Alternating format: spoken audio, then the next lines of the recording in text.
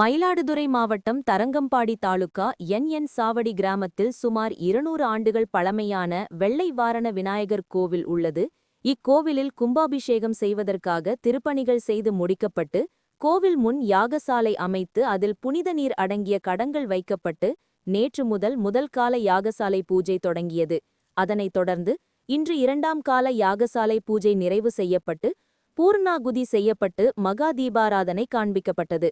அதனைத் தொடர்ந்து மங்கள வாத்தியங்கள் முழங்க யாகசாலையிலிருந்து கடங்கள் புறப்பட்டு கோயிலை வலம் வந்து கும்பகலசத்தை அடைந்தது.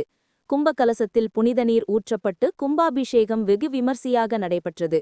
இதில் திரளான பக்தர்கள் கலந்து கொண்டு சுவாமி தரிசனம் செய்து வழிபட்டனர். தொடர்ந்து பக்தர்களுக்கு அன்னதானம் வழங்கப்பட்டது.